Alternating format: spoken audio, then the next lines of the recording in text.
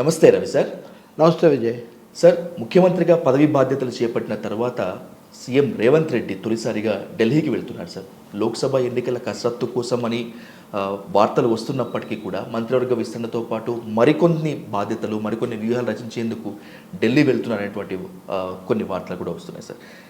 ఇవి మాత్రమే కాకుండా ఇంకేదైనా బరువు బాధ్యతలు తీసుకొని రేవంత్ రెడ్డి ఢిల్లీ వెళ్తున్నారు అనుకోవచ్చా సార్, లేదంటే మార్గనిర్దేశనం కోసం? అంటే సహజంగా రాజకీయంగా కానీ రాజ్యాంగపరంగా కానీ ఎవరైనా ముఖ్యమంత్రి అయిన తర్వాత ఢిల్లీ వెళ్ళటం, వీలైతే ప్రధానమంత్రిని, కేంద్ర నాయకులను కలవటం జరుగుతూ ఉంటుంది. ఇక్కడ పార్టీలు వేరైనప్పటికీ కూడా రాజ్యాంగపరంగా ప్రధాని, ముఖ్యమంత్రి ఇది ఉంటుంది కాబట్టి. బట్ ఈసారి రేవంత్ ప్రధాని కలుస్తారని ఆయన షెడ్యూల్లో ఉన్నట్టు కనిపించట్లేదు మనకు. కిషన్ రెడ్డికి కూడా ముందే ఫోన్ చేశారు, అలాగే కొంచెం ఫెసిలిటేట్ చేయండి ఈ డిస్కషన్స్, ఫండ్స్ ఇట్లాంటివన్నీ. కానీ దేశమేమో ఎన్నికలకు సిద్ధమవుతుంది. మీరు అన్నట్టుగా రేవంత్ రెడ్డి మీద కాంగ్రెస్ ముఖ్యమంత్రిగా చాలా పెద్ద భారం ఉంటుంది. ఇప్పుడు వాళ్ళకున్న రాష్ట్రాలే 3: కర్ణాటక, హిమాచల్ ప్రదేశ్, తెలంగాణ. ఇందులో పెద్దది ఉన్నంతలో తెలంగాణ. కానీ వాళ్ళకున్న మెజారిటీ ఏమో తక్కువ. కర్ణాటక ఇంకా కొంచెం మొదటి నుంచి అటు ఇటు అవుతూ వస్తున్న రాష్ట్రం తప్ప. తెలంగాణలో ఒక 10 ఏళ్ళు కేసీఆర్ రాజ్యం తర్వాత కాంగ్రెస్ వచ్చింది, అనేక సమస్యలు ఉన్నాయి. ఇంకోటేమో మంత్రివర్గ విస్తరణ కూడా పూర్తి కాలేదు. ఇంకా ఒక 6గురిని దాకా తీసుకునే అవకాశం ఉంది, తీసుకోవాల్సిన అవసరం కూడా ఉంది. సో దీనికోసం క్లైమ్స్ మాకు కావాలి అనేవాళ్ళు, లేదు ఇప్పటికే రేవంత్ రెడ్డి మాకు వాగ్దానం చేశాడని చెప్పేవాళ్ళు చాలామంది ఉన్నారు. ఇంకా మూడోది మీరు అన్నట్టు భారం. కాంగ్రెస్ పార్టీకి ఇప్పుడు ఆర్థిక వనరులు, ఆ భారం కొంచెం ఎక్కువగా తెలంగాణ కాంగ్రెస్, రేవంత్ రెడ్డి మోయాల్సిన ఇది ఉంటుంది. సో వీటన్నిటినీ దృష్టిలో పెట్టుకుని ఆయన ఢిల్లీలో వాళ్ళ అధిష్టానంతో ఏం చర్చిస్తారు, ఏమేం పూర్తి చేసుకొని వస్తారో మనం చూడాల్సిందే. బట్ పెద్ద బృహత్తరమైన భారం ఉన్న మాట అయితే నిజమే. భారము, సవాళ్ళు కూడా ఉన్నాయి సార్. లోక్సభ ఎన్నికలపైన ఇప్పటికే కాంగ్రెస్ ఒక ప్రత్యేక ఫోకస్ పెట్టినట్లుగా కనిపిస్తోంది. ఇప్పటికే తెలంగాణలోని పలు జిల్లాలకు ఆయా లోక్సభ నియోజకవర్గాలకు ఇన్ఛార్జీలను ప్రకటించినటువంటి నేపథ్యంలో సోనియా గాంధీని ఖమ్మం నుంచి కానీ నల్గొండ నుంచి కానీ పోటీ చేయించాలనేటువంటిది ఈ రాజకీయ తీర్మానం ఒకటి చేసినట్టుగా కనిపిస్తుంది సార్. అలా సాధ్యమయ్యే పనేనా సార్ ఇప్పుడున్న పొజిషన్లో? సాధ్యమంటే ఒకటేమో సోనియా గాంధీ ఆరోగ్యము, ఆ సమస్య ఒకటి ఉంది. కానీ కాంగ్రెస్ పార్టీ మొన్న 3 హిందీ రాష్ట్రాల్లో కూడా ఓడిపోవటం, ఆశించిన కనీసంగా తప్పనిసరి అనుకున్న ఛత్తీస్గఢ్లో కూడా మళ్ళీ రాకపోవటం, వీటన్నిటి రీత్యా చాలా గడ్డు కాలాన్ని వాళ్ళు ఎదుర్కొంటున్నారని మనం చెప్పాలి. వచ్చే ఎన్నికల నాటికి ఈ పరిస్థితి మారుతుందా? ఇప్పుడు ఇండియా అనేది ఇప్పుడు ఈరోజు సమావేశం అవుతున్నారు వాళ్ళు పాట్నాలో. ఏ నిర్ణయాలు తీసుకుంటారు, ఏ మేరకు ఊపు తెచ్చుకుంటారు అనేది మనం చూడాల్సి ఉంటుంది. గతంలోనే 2019లోనే రాహుల్ గాంధీ, అప్పుడు కాంగ్రెస్ అధ్యక్షుడు కూడా ఆయన అమేథీలో గెలుస్తానో లేదో అని కేరళలో ఉన్న వయనాడులో కూడా పోటీ చేసి అక్కడి నుంచి గెలిచి లోక్సభకి వెళ్ళారు. వయనాడులో అమేథీలో ఓడిపోయారు. కాబట్టి కాంగ్రెస్కు అక్కడ పరిస్థితి కొంచెం తీవ్రంగానే ఉందనడంలో ఏమీ సందేహం లేదు. ఇంకోటి సెంటిమెంటల్గా ఇందిరమ్మ రాజ్యం అని చెప్పున్నారు కాబట్టి, ఇందిరమ్మ గతంలో మెదక్ నుంచి పోటీ చేశారు కాబట్టి ఇప్పుడు కాంగ్రెస్ సోనియా గాంధీ ఇచ్చిన తెలంగాణ అనే వాళ్ళ నినాదం, ఈ రీత్యా వాళ్ళు ఆమెను ఆహ్వానించవచ్చు. ఇక్కడ ఇందాక నేను చెప్పిన దానికి దీనికి ఒక సంబంధం ఉంది సార్. రేవంత్ రెడ్డి మీద కాంగ్రెస్ ఆధారపడుతుంటే అధిష్టానం మీద రేవంత్ రెడ్డి ఆధారపడడం కూడా ఇక్కడ ఒకటి ఉంటుంది. మొన్నటి ఎన్నికల్లో ప్రియాంక గాంధీ, రాహుల్ గాంధీ, సోనియా గాంధీ, ఇంకా కాంగ్రెస్ మల్లికార్జున్ ఖర్గే అందరూ వచ్చి ప్రచారం చేసి జాతీయ స్థాయిలో ఉన్న వాళ్ళది బాగా తోడు చేశారు రేవంత్ రెడ్డికి. వాళ్ళు సంపూర్ణంగా రేవంత్ అయితేనే ముఖ్యమంత్రి, లేకపోతే కుదరదనేది చెప్పడం తర్వాతే ఇది జరిగింది. కానీ ఆయనకు రాష్ట్రంలో కంటే అధిష్టానము, సోనియమ్మ వాళ్ళ మద్దతు ఉంది అని చెప్పడానికి, వాళ్ళు ఇక్కడ ఉంటే అధిష్టానం ప్రభావంతో ఇక్కడ ఎన్నికల రంగం కూడా కొంచెం వేడిగా పదునుగా సాగడానికి దోహదపడుతుంది అనేది ఆలోచన కూడా ఉండవచ్చు. ఇంకా మూడోది, కాంగ్రెస్ పార్టీకి ఇప్పుడు దక్షిణాదిలోనే ప్రధానమైన పునాది అనుకుంటే అందులో తెలంగాణ, కర్ణాటక రెండే కదా. కాబట్టి వాళ్ళు అడగడంలో ఏం ఆశ్చర్యం లేదు. అది సెంటిమెంటల్ కారణమే కాదు, పొలిటికల్గా, ప్రాక్టికల్గా కూడా తెలంగాణ కాంగ్రెస్కి అది అవసరం అవుతుంది. ఇప్పుడు ఇద్దరు ఒకరి మీద ఒకరు చాలా ఎక్కువగా ఆధారపడి ఉన్న పరిస్థితి. ఈ కారణం వల్లనే వాళ్ళు మంత్రివర్గ విస్తరణ నిర్ణయం కూడా వేగంగా తీసేసుకొని ఎవరంటే వాళ్ళని పెట్టేస్తాము అని ఒక సాహసించడానికి కూడా సమయం పడుతుంది. మొన్న కూడా మనం చూసాం కదా, రేవంత్ వరకు సందేహం లేదు, కానీ మిగిలిన మంత్రులు ఆ జాబితాలు అవి ఇవి మనం ఆ రోజు క్వశ్చన్ వేసాం, ఇంతవరకు ఎవరైనా జవాబు ఇవ్వలేదు. ఒక జాబితా ఫస్ట్ ఎవరు విడుదల చేశారు అని.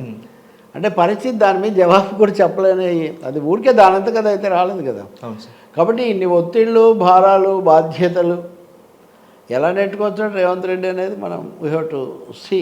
అయితే ఆయనకు వేరే విధాయకం కూడా ఏం లేదు, అనివార్యంగా ఆయన వీటిని ఎదుర్కొంటేనే అవును సార్.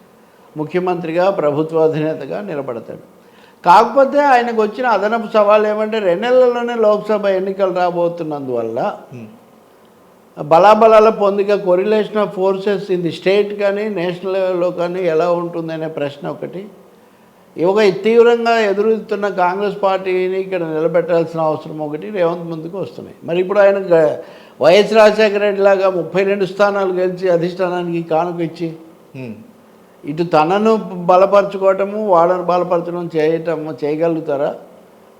బీజేపీ, బండి సంజయ్ లాంటి వాళ్ళంతా ఇప్పుడు రంకెలేస్తూ ఉన్నారు లోక్సభ ఎన్నికల కోసం, ఎక్కువగా వస్తాయి మాకని. వాళ్ళంతా నిన్న ధర్మపురి అరవింద్ కూడా ఎంపీ అలాగే మాట్లాడాడు అనేది ఇక్కడ కీలకమైన ప్రశ్న.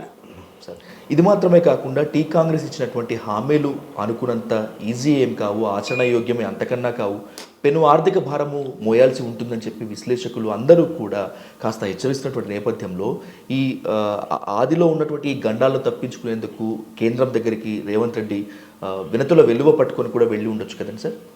వెళ్ళినా వాళ్ళేం నిధులు ఇవ్వట్లేదు కదా, గతంలోనే ఇవ్వలేదు. కాంగ్రెస్ పాలిత రాష్ట్రాలకు ఇవ్వడం లేదు.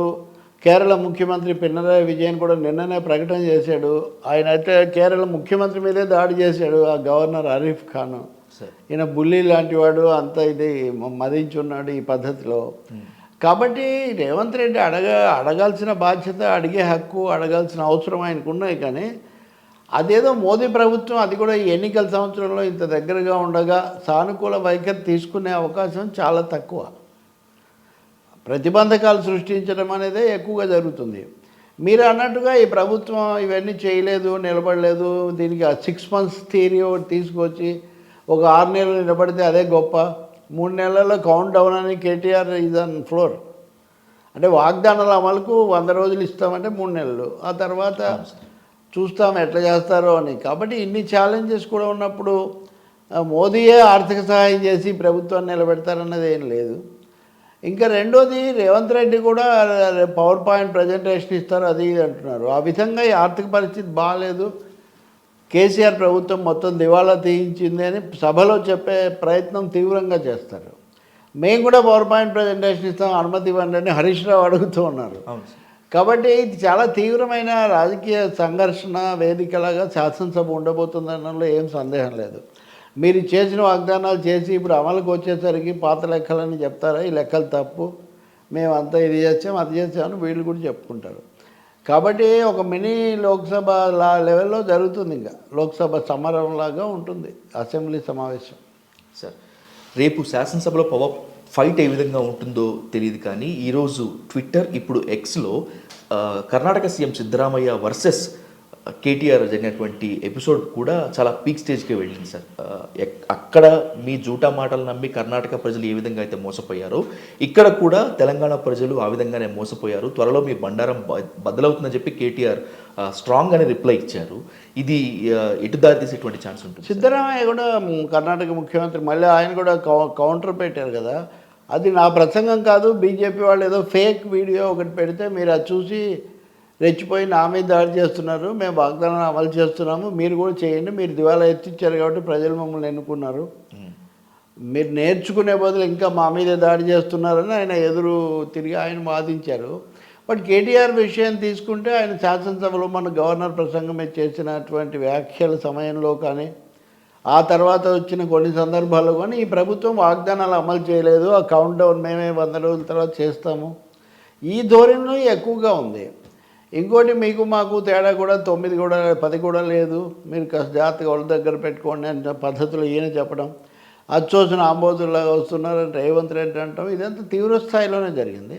ఈరోజు మీరు అదనంగా చూస్తే కేసీఆర్ కూడా కాంగ్రెస్ దాడిని ధీటుగా ఎదుర్కోవాలని చెప్పారని. నిజానికి మొన్న 2 రోజులు చాలా తీవ్ర స్థాయిలోనే అన్నప్రసన్న ఆది ఆవకాయ అన్న స్థాయిలో చాలా క్లైమాక్స్లోనే జరిగింది ఫస్ట్ డేనే. రేవంత్ రెడ్డి, హరీష్ రెడ్డి భట్టి విక్రమార్క, మొత్తం కాంగ్రెస్ మంత్రులు ఒకవైపు, అక్కడ వాళ్ళు ఒకవైపు, ఇదంతా ఇది ఇంకా పెరుగుతుందేమో అని ఇక్కడ స్పష్టంగా అర్థమవుతుంది. ఇప్పుడు కాంగ్రెస్ ఎజెండా చూసినా నిన్న ఉత్తమ్ కుమార్ రెడ్డి కూడా అధికారులతో సమావేశమై మేడిగడ్డ బ్యారేజ్ కుంగిపోవటం, దాని మీద ఎల్ఎన్టీ మాట మార్చిందా లేదా, అప్పుడు మార్చిందా ఇప్పుడు మార్చిందా, ఇలా ప్రతిదీ వివాదంగా ఉంది.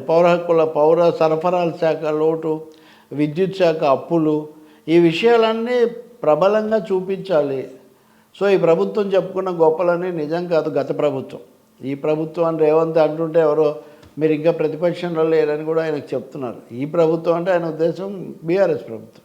వాళ్ళు చేసింది సరిగ్గా లేదని వాళ్ళు చెప్పే తీరులో ఉన్నారు. అయినా చాలడం లేదంటున్నారంటే ఇప్పుడు జరిగిందే చాలా ఉధృతంగా ఉంది. దాదాపు కత్తులు నూరుకున్నారని వీక్షకులు తర్వాత పరిశీలకులు భావిస్తుంటే కేసీఆర్ ఇంకా తీవ్రంగా ఎదుర్కోవాలని చెప్తున్నారంటే కాంగ్రెస్ చేసేదే ఒక విధమైన ఎదురుదాడి. మీ వాగ్దానాలు, మీ పనులని డే 2 నుంచి 2వ రోజు నుంచి ప్రశ్నిస్తుంటే వాళ్ళు మీరు ఇన్ని పొరపాట్లు చేశారని చెప్పే పని వాళ్ళు చేస్తున్నారు. కానీ కాదు, ఇంకా దాడి చేయండి అని కేసీఆర్ మాటలో సారాంశం. తాము సమర్థించుకోవడం వేరే విషయం, కానీ ఆ ప్రాసెస్లో ఎదురు దాడి బాగా తీవ్రమైపోతే ఇంకా దాడులమయంగా మారుతుంది. శాసనసభ కానీ తెలంగాణ రాజకీయ రంగం కానీ అంతకంటే లేదు. అలాగే కేటీఆర్ బీజేపీ ఎమ్మెల్యేలను, మజ్లిస్ ఎమ్మెల్యేలను అందరినీ కలిపి మేము ఇంతమంది ఉన్నాం మీరు నిలబడలేరని చెప్పడం కూడా రాజకీయంగా దాని మీద కూడా కొంత తర్కం జరుగుతుంది. బీజేపీని మీరు ఎలా కలుపుకుంటారు సార్? ఇప్పుడు మీకు 30 మంది ఉండొచ్చు, 20 మంది ఉండొచ్చు, మేము సాగనివ్వం, మేము గట్టిగా ఉంటామని చెప్పడం వేరు, మేమంతా కలిసి ఇంతమంది ఉన్నాం మీరు ఎక్కడ ఎదుర్కొంటారని చెప్పడం వేరు. ఇవన్నీ ఏమైనా సంకేతాలా? నిన్న కూడా సిపిఎం రాష్ట్ర కార్యదర్శి తమ్మినేని గారు కూడా స్పందించినటువంటి దాఖలా ఉంది సార్. అంటే మీరు బీఆర్ఎస్ బీజేపీతో వెళుతుందా, ఒకవేళ వెళ్తే కనుక మీ లౌకిక శక్తి ఆ భావన ఏ విధంగా పోయినట్లు అని చెప్పి ఆయన కూడా అక్కడ క్వశ్చన్ చేశారు. నిజంగా బీఆర్ఎస్తో బీజేపీతో బీఆర్ఎస్ పోయే సూచనలు కనిపిస్తున్నాయా సార్? ఆ ఛాయిస్ కూడా బీఆర్ఎస్కి ఉందా నేను అనుకోను. ఛాయిస్ బీజేపీ చేతుల్లో ఉంది. బీజేపీ మాకే పర్సంటేజ్ ఆఫ్ ఓట్ల శాతం పెరిగింది, సీట్లు పెరిగాయి, మేమే ఢీ కొంటాము, అసలు ఇంతకుముందు బండి సంజయ్ని తప్పించి కొంచెం దాడి తగ్గించి మనం తప్పు చేశాము, దెబ్బతిన్న బీఆర్ఎస్ను మరింత దెబ్బతీయాలనేది బీజేపీ ఆలోచన. అంటే కాంగ్రెస్ ఉండకూడదు అనే వరకు వాళ్ళు బలపరచవచ్చు, కానీ బీఆర్ఎస్ బలపడాలి మళ్ళీ రావాలని బీజేపీ కోరుకునే అవకాశం ఏమీ ఉండదు కదా. రెండవది, అసలు ఎన్నికల్లో బీఆర్ఎస్ ఓడిపోవడానికి ఒక ముఖ్యమైన కారణం బీజేపీ పట్ల మెతక వైఖరి, సందేహాలకు అవకాశం ఇవ్వడం అన్నది అందరికీ తెలుసు. మరి కేటీఆర్ ఆ సంఖ్య కూడా కలిపి చెప్పడం వల్ల తప్పకుండా తమ్మినేని వీరభద్రం అడిగిన ప్రశ్నకు అవకాశం ఏర్పడుతుంది. మీరు ఎందుకు కలిపారు, ఒక్క సభ్యుడు ఉన్నా మేము గట్టిగా పోరాడతామని చెప్పడం వేరు, మేము అందరం కలిసి 54 మంది ఉన్నాము అని చెప్పడం వేరు కదా. వాళ్ళంటారు ప్రతిపక్షం అనే అర్థంలో అన్నారు అని బీఆర్ఎస్ వాళ్ళు సమర్థించుకుంటున్నారు, కానీ అది నిలబడదు. రెండవది, కడియం శ్రీహరివో లేకపోతే ఇంకా కొంతమంది మాట్లాడిన మాటల్లో ఒక బెదిరింపు ధోరణి కనిపించింది. అందుకనే దాన్ని వాళ్ళు కొంచెం సర్దుకుంటారా అని చూస్తుంటే ఇప్పుడు ఎదురుదాడి పెంచడం మీదే వాళ్ళు ఫోకస్ చేయబోతున్నట్టు కనిపిస్తుంది చాలా స్పష్టంగా. అది మజ్లిస్ బీజేపీ కూడా డబుల్ గేమ్ ఆడుతున్నాయి. Okay sir. బీజేపీ కాంగ్రెస్కు వ్యతిరేకము, బీఆర్ఎస్కు వ్యతిరేకమైన కొంచెం ఏదో బీఆర్ఎస్కు దగ్గరగా ఉన్నట్టు, మజ్లిస్ ఏమో కాంగ్రెస్తో బీఆర్ఎస్తో కూడా దగ్గరగానే ఉన్నట్టు.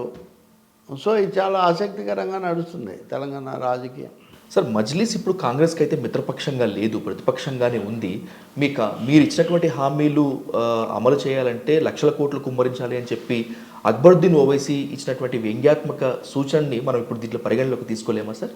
ఆయన అలాగే మాట్లాడాడు, but at the same time మద్దతు ఇస్తాము, రాజశేఖర రెడ్డి హయాంలో తమ మధ్య ఉన్న సత్సంబంధాలు, రేవంత్తో తాము చేసిన చర్చలు, ఇట్లాంటివన్నీ మాట్లాడారు కదా.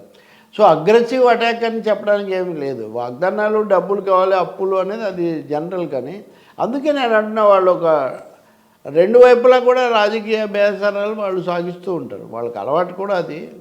ఓవైసీ బ్రదర్స్, మజ్లిస్ పార్టీ, ఇంకోటి జాతీయ స్థాయిలో వాళ్ళకి కాంగ్రెస్తో రిలేషన్ ఉంది కదా ఏదో రూపంలో, బీజేపీకి వ్యతిరేకంగా.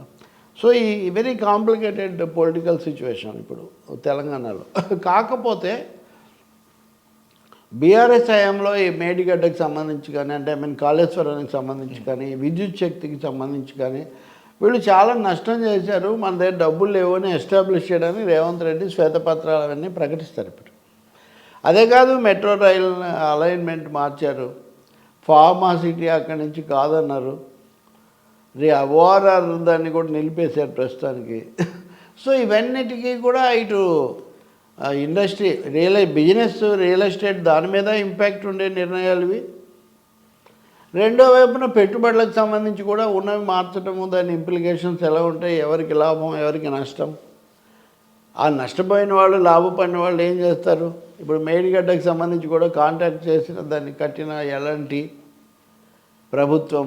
ఇప్పుడు అదే ఈరోజు రఘునందన్ అనుకుంటా బీజేపీ నాయకుడు, మీరు ఎందుకు మేడిగడ్డ మీద సిబిఐ విచారణ అది ఇది అన్నాళ్ళు, ఇప్పుడు మీరు ఎందుకు జరిపించట్లేదు, మీ చేతుల్లో ఉంది కదా, కేంద్రానికి రాయడం మీ చేతుల్లో ఉంది కదా, మీరు ఎందుకు రాయటం లేదు అని ఆయన ప్రశ్నిస్తున్నాడు. అలాగే ఓ కాంట్రాక్ట్ సంస్థ మెగా వాళ్ళతో మీరు ఇదే సర్దుకున్నారు అని కొన్ని కథనాలు కూడా బీజేపీ నాయకులు అక్కడక్కడ వదులుతున్నారు. కాబట్టి అనేక కోణాల్లో ఇంక ఇది ఎన్నికల సమయం కాబట్టి, అంటే రెండో ఎన్నిక సమయం కాబట్టి తీవ్ర స్థాయిలో ఉండబోతుంది. ఇదంతా వ్యూహం కూడా బహుశా రేవంత్ కొంత వాళ్ళ అధిష్టానానికి సమస్యలు కూడా చెప్పి రావచ్చు. ఇది ఉంది కాబట్టి మనం తొందరగా మంత్రివర్గం పూర్తి చేసుకొని ముందుకు పోతే బెటర్, ఈ విషయంలో జాప్యం చేసుకోకుండా కొంత నాకు ఫ్రీ హ్యాండ్ ఇవ్వండి అని కూడా అడిగే అవకాశం ఉంటుంది. ఆ మేరకు మాకు మీరు సహాయం చేయాలి, అది ఫండింగ్లో కానీ పొలిటికల్గా కానీ అని అధిష్టానం కూడా రేవంత్ మీద ఆ రెస్పాన్సిబిలిటీస్ పెట్టచ్చు. బట్ ఏదైనా కానీ ఈ వాదన పోదాలు చేసేటప్పుడు మళ్ళీ మీడియా, సోషల్ మీడియా కూడా ఒక రెండు రకాలుగా ఇప్పుడు బీఆర్ఎస్ మరీ ఎక్కువ ఎదురు దాడి చేస్తుందనేవాళ్ళు, బీఆర్ఎస్ మీద రేవంత్ దాడి చేయడం వల్ల ఇది వచ్చిందనే వాళ్ళు చాలామంది ఉన్నారు. ఎవరి మీద ఎవరు రాజకీయంగా దాడి చేసుకుంటారు అనేది వాళ్ళ ఇష్టం. కానీ ప్రజాస్వామ్య సూత్రాల ప్రకారం కొత్త ప్రభుత్వం వచ్చినప్పుడు అది నిలబడడానికి, కొంత పని చేసుకోవడానికి, ముందుకు పోవడానికి మటుకు అవకాశం ఇవ్వాల్సి ఉంటుంది. రెండవ, దేశంలో ఉన్న పరిస్థితి చూసినప్పుడు ప్రత్యేకించి హైదరాబాద్లో, తెలంగాణలో ఈ కమ్యూనల్ హార్మోనీ, మత సామరస్యం కాపాడుకోవటం, దాన్ని వ్యతిరేకించే మతతత్వ రాజకీయాలు ఎవరి దగ్గర ఉన్నా వాటిని ఎదుర్కోవటం అన్నది మటుకు అందరికీ ఒక ఉమ్మడి లక్ష్యంగా ఉండాల్సిన ఒక అవసరం ఇప్పుడు చాలా ఎక్కువగా ఉంది. Thank you sir.